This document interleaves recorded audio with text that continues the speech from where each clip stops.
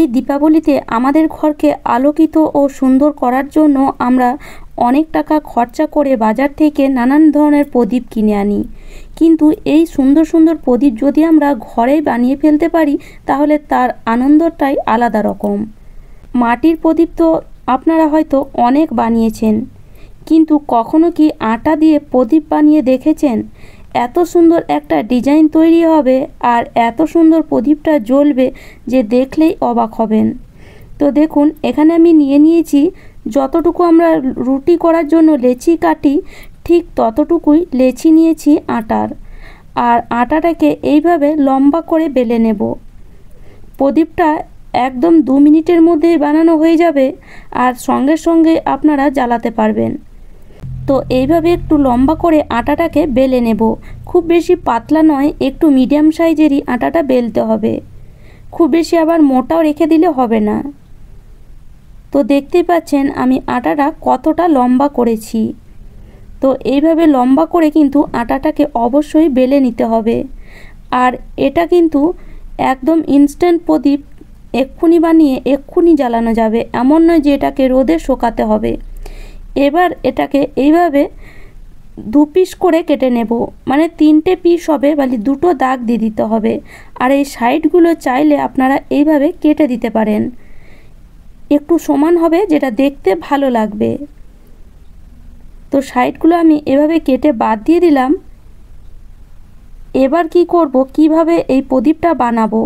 তো তার জন্য দেখুন এইভাবে প্রথমে মানে লেচির এই আটাটাকে উঠিয়ে নেব। এইভাবে প্রথমে স্ল্যাব থেকে বা ফ্লোর থেকে আটাটাকে উঠিয়ে নেব যাতে নিচে যেন চিটে না থাকে। এবার এই আটাটা নিয়ে এইভাবে একটু সেট করে নিতে হবে, বা সেট না করলেও কোনো ক্ষতি নেই, আটাটা একটু সরু হলে আর কি ভালো হয়। তো এইভাবে আমি একটু সেট করে নিচ্ছি, কেননা মনে হচ্ছে একটু মোটা হয়ে গেছে। এবার কি করব, যেমন আমরা চুলের মধ্যে বেনুনি করি ঠিক সেই রকম বেনুনিটা করে নিতে হবে। লম্বা চুলের মধ্যে আমরা অনেকেই বেনুনি করি, মানে প্রায় সকলেই আমরা বেনুনি করি আমরা মেয়েরা। তো সেইভাবে এই আটাটাকে বেনুনি করে নিতে হবে। তো আপনারা দেখতে থাকুন, এত সুন্দর একটা প্রদীপ তৈরি হবে, মানে এখান থেকে দুটো প্রদীপ তৈরি হবে। এই একটা বেনুনিতে 2টো প্রদীপ সঙ্গে সঙ্গে আপনারা তৈরি করতে পারবেন। তো দেখতে পাচ্ছেন আমি মানে যেমন আমরা চুলে বেনুনি করি ঠিক সেরকমই কিন্তু বেনুনিটা করে নিচ্ছি। আর এটা বানানো খুবই সহজ, একদম সঙ্গে সঙ্গে দেখে সঙ্গে সঙ্গেই বানিয়ে ফেলতে পারবেন। তো লাস্টে এবার এটাকে মানে এই আটাটাকে এইভাবে একটু টেনে দিতে হবে যাতে বেনুনিটা একটু লম্বা হয়।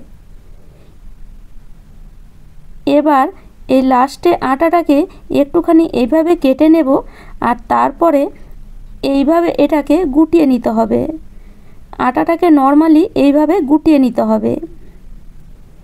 এইভাবে আটাটা গোটানোর পরে তারপরে লাস্টে এটাকে একটু ভালো করে এইভাবে সেট করে দেবেন যাতে খুলে না যায়।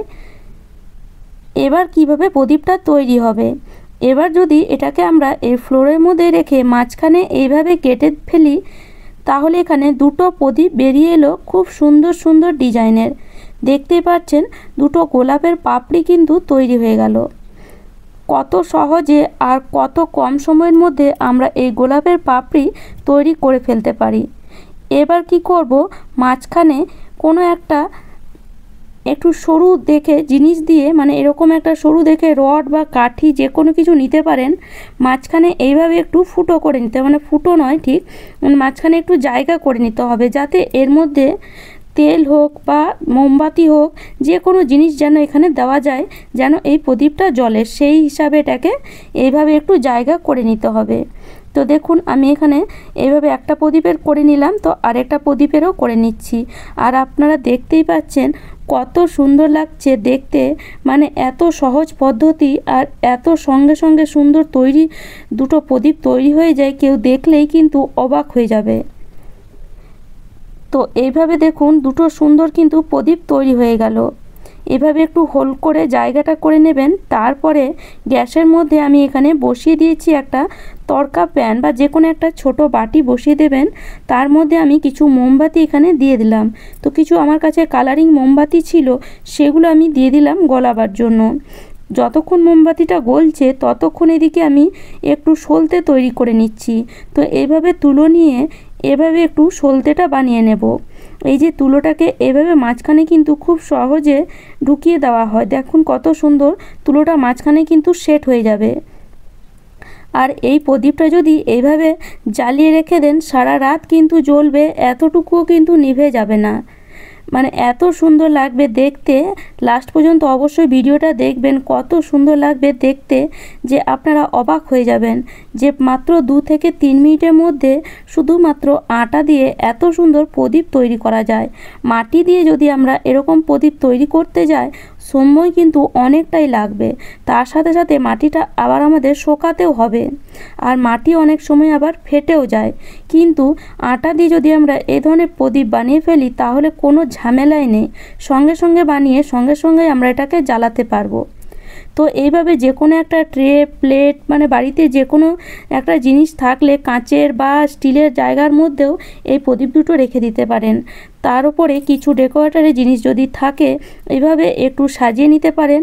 বা যদি বাড়িতে ফুল থাকে, গোলাপ ফুল বা যে কোনো সুন্দর ফুল থাকে, এইভাবে তার মধ্যে একটু সাজিয়ে নিতে পারেন, যেটা দেখতে এতটাই সুন্দর লাগবে যে বাজার থেকে কিনে আনা প্রদীপ কিন্তু ফেল হয়ে যাবে এর সামনে। তো দেখতে পাচ্ছেন আমি সুন্দর করে সাজিয়ে নিলাম। এবার এই প্রদীপ দুটোকে জ্বালাবো। তো জ্বালানোর আগে অবশ্যই কিন্তু এখানে মোমটা তো দিতেই হবে, না মোম দিলে তো জ্বলবে না। তো আমি এখানে মোম ইউজ করছি।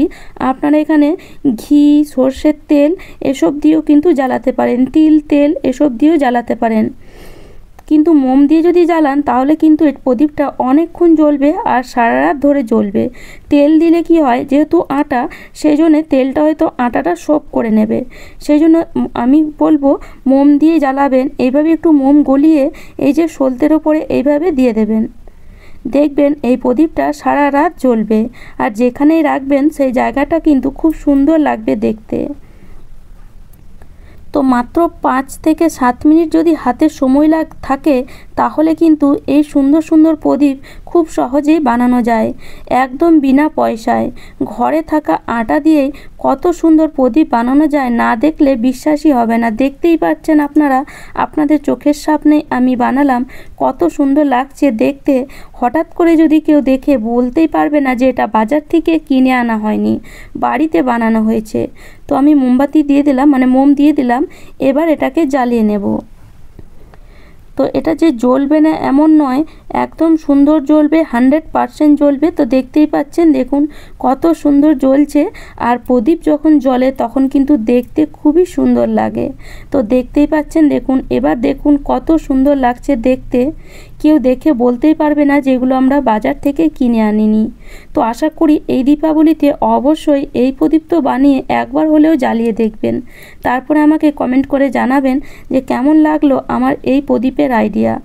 তো আশা করি আজকের টিপসটি তো আপনাদের কাজে আসবে। আর আমার টিপস যদি আপনাদের ভালো লাগে তাহলে অবশ্যই লাইক, শেয়ার অ্যান্ড সাবস্ক্রাইব করবেন চ্যানেলটিকে।